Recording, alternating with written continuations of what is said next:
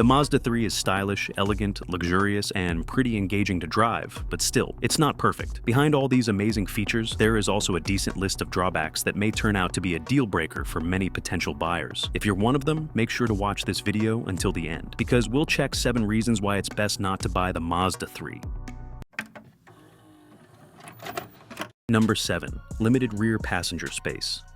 If you're planning to use your Mazda 3 for anything beyond solo commuting, you might want to reconsider. The rear seating area is notoriously cramped, with both headroom and legroom falling short of what most adults would consider comfortable. That sleek, sloping roofline that makes the hatchback look so good, it comes at the expense of your passengers' comfort. The stadium-style seating arrangement further compounds the problem, making the rear quarters feel even more confined. Real owners consistently cite the cramped back seat as a significant drawback, and for good reason. One long-term owner specifically listed the small back seat as a notable negative after a year of ownership. If you regularly transport adults in the back, prepare for complaints. Or, better yet, look at competitors that don't sacrifice passenger comfort for style. Even compared to other compact cars, the Mazda 3's rear accommodations feel especially tight. The design team clearly prioritized the car's exterior aesthetics over interior spaciousness, a decision your rear passengers will notice immediately. For a family car, or anyone who frequently travels with more than one passenger, this limitation alone might be a deal breaker. What makes this particularly frustrating is that competitors like the Honda Civic and Toyota Corolla manage to offer substantially more rear passenger space within similar exterior dimensions. These rivals have proven it's possible to create a stylish compact car without forcing rear passengers to fold themselves into pretzel shapes. The Mazda 3's compromised rear space is a deliberate design choice, not an unavoidable limitation of the compact segment.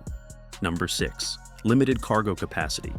You'd think a hatchback would excel at carrying cargo, but the Mazda 3 manages to disappoint here too. Despite its practical-looking shape, the Mazda 3 hatchback offers just 13.2 cubic feet of cargo space with the rear seats up. That's significantly less than most of its competitors in the segment. The numbers tell the whole story. The Honda Civic hatchback offers nearly twice as much space at 24.5 cubic feet. The Subaru Impreza provides 20.8 cubic feet, and even the Toyota Corolla hatchback edges out the Mazda with 17.8 cubic feet. This means less room for groceries, luggage, sports equipment, or anything else you need to haul. Perhaps most telling is that within the Mazda 3 lineup itself, the sedan version actually offers more trunk space than the hatchback when the rear seats are up. The sedan accommodates 6 carry-on bags compared to the hatchback's 5, a complete reversal of what you'd expect. While folding the rear seats does increase space, the starting point is so small that the Mazda 3 hatchback falls short of being the practical choice most buyers assume a hatchback would be. Number 5. Below average fuel economy.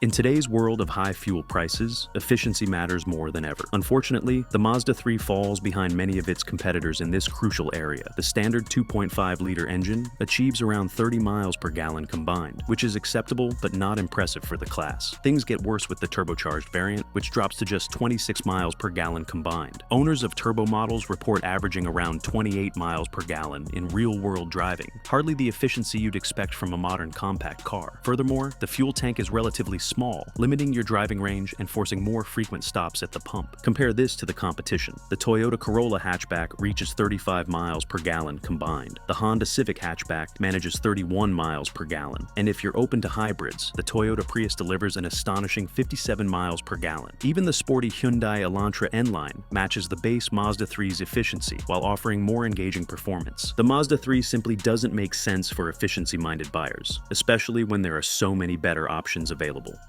Number 4. Ride comfort. Mazda markets itself as a premium alternative to mainstream brands, suggesting superior comfort and refinement. The reality is more complicated. While professional reviews often praise the Mazda 3's NVH control, many owners tell a different story. The Mazda 3's sport-oriented suspension calibration creates a driving experience that some find too harsh for daily use, especially on rough roads. While enthusiasts might appreciate the connected feeling, many buyers simply want a comfortable daily driver, something the Mazda 3 doesn't consistently deliver. For those prioritizing ride comfort over handling prowess, competitors like the Honda Civic or Toyota Corolla might prove more suitable. This disconnect between marketing and reality exemplifies a broader issue with the Mazda 3. The company positions the car as both sporty and refined, but these goals often conflict in practice. What results is a compromise that might not satisfy either comfort-oriented or performance-minded drivers. The firmer suspension doesn't transform the Mazda 3 into a sports car, yet it's stiff enough to detract from everyday comfort. Those shopping in this segment deserve to know they might be sacrificing ride quality without gaining truly exceptional handling in return. Number 3. Infotainment System.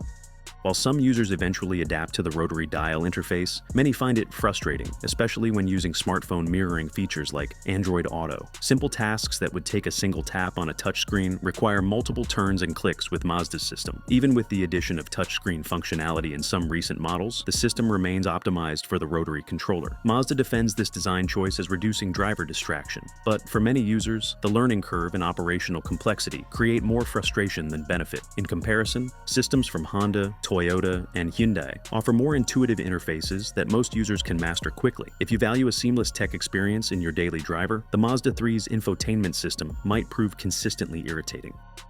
Number 2. Poor rear visibility.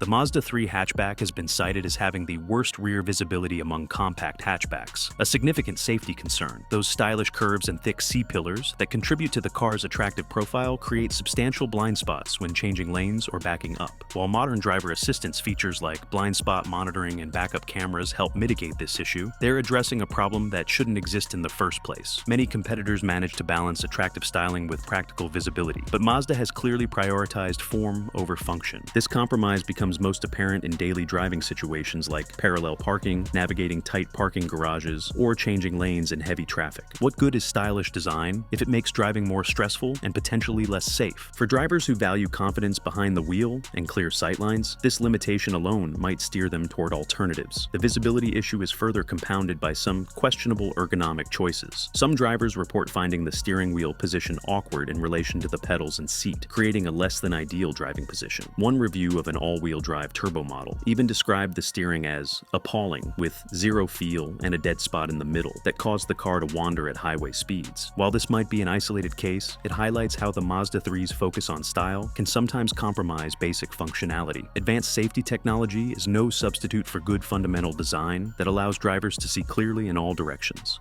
Number 1. Not the best value on the market.